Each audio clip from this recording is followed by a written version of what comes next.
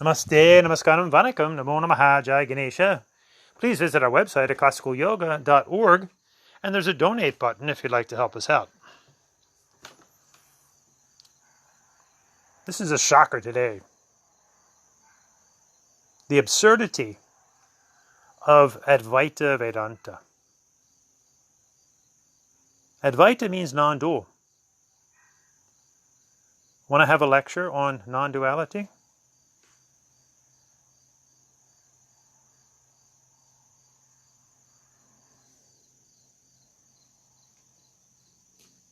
Want to have another one? In other words, what part of non-duality, absolute nothingness, don't we get?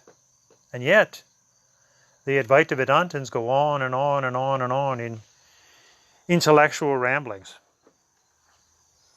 obviously ignoring the wisdom of the rishis who said Mauna Vakya Para Brahman. If you want to talk about non-duality, it's just talk. The first thought is already duality out of the no-thingness.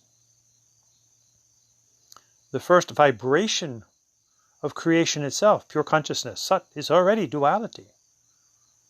To vibrate means to oscillate back and forth, Sada, Lola, Hara, the duality that is life. Yet this is a very popular philosophy. This shows just how silly we humans can become. Lectures on non-duality. And yet people suck it up. They buy that nonsense. How about Vedanta? Vedanta means the end of the Vedas. Okay. In order to have an end, you have to have a beginning. And unless one is coming from a very linear, monotheistic mindset, an end is simply a new beginning. Circular. The oxymoronic nature of Advaita Vedanta.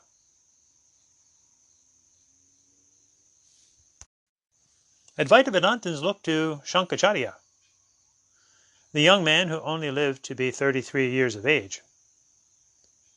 And though, of course, we want to respect and glean wisdom from everything and everyone around us, but when we look to people of the past, we fail to realize that perhaps we misunderstood them, or not. And who's to say that if one lives a longer life, that they do not have a change of heart, a change of attitude, as their intellect, too, becomes more refined. Many writers will attest to the fact that when they look back on their published works, they need to edit because they made mistakes. They didn't see things clear enough.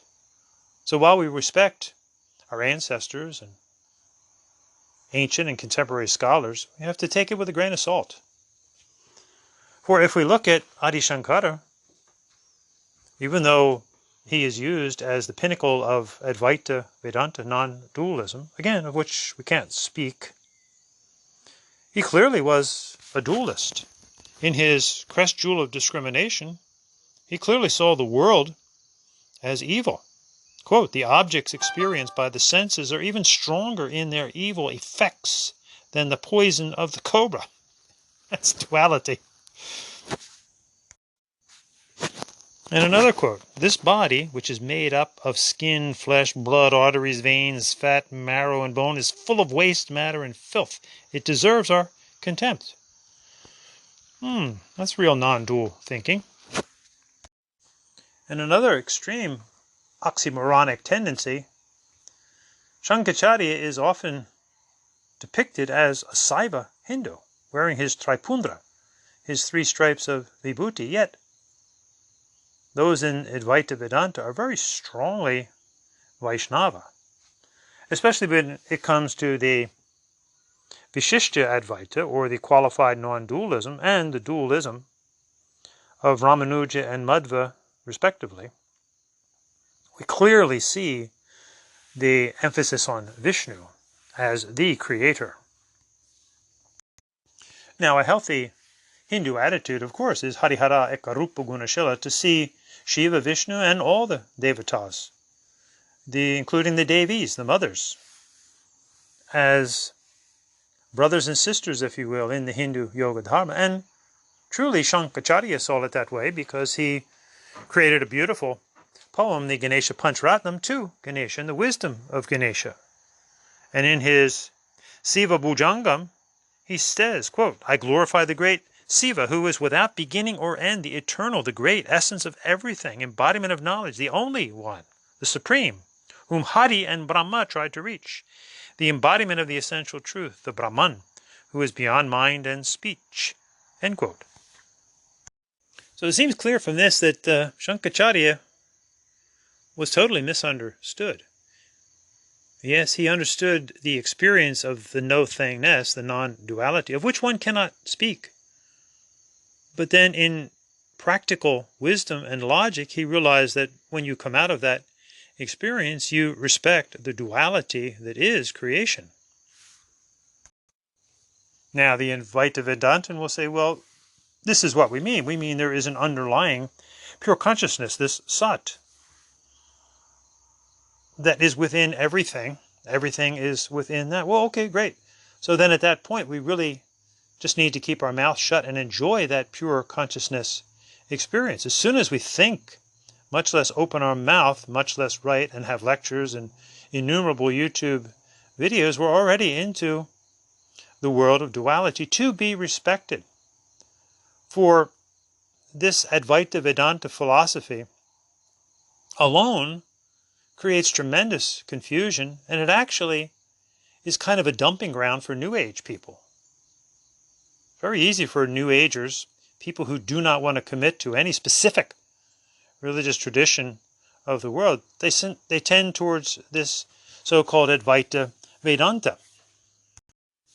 Confusing generalities and specifics is a very prevalent problem. Yes, there are many generalities, many similarities in life. But if we don't respect the specifics, we blindside not only others, but ourselves. For example, yes, all the religions of the world have their devotions, but it's Hindus that do puja. It's Hindus that worship Ganesha, and Muruga, and Shiva, and Parvati, and Krishna, and Vishnu, Lakshmi, Hanuman, Sitaram, Saraswati Ma, Lakshmi Ma, Kali, Durga, Parvati, Mahalakshmi, Saraswati. This is specifically about Hindu Dharma. And it is Hindus that do Karma Yoga, and Bhakti Yoga, and Raja Yoga, and Jnana Yoga, and Hatha Yoga, Mantra Yoga, Japa Yoga, Nada Yoga, Natha Yoga. This is understanding the specifics, and it's actually a respect of the specifics. It's Hindus who use words like Brahman and not God. It's Christians and monotheists who use the word God. Confusing generalities and specifics is an ongoing problem that many, quote, high intellectuals, end quote, to this date suffer from. So it's not a coincidence, in a very confused way, that in Advaita Vedanta ashrams, for example, they will also incorporate Jesus, celebrate Christmas, use the word God. A clear lack of discrimination, lack of vivek between the differences in Christianity and the Hindu yoga dharma, of which an integral part is Vedanta, along with the other darshanas, and much, much more. So to claim Advaita Vedanta alone is totally delusional. To claim it as superior to the other darshanas, the other aspects of life, the other natural dualities of life, is also delusional.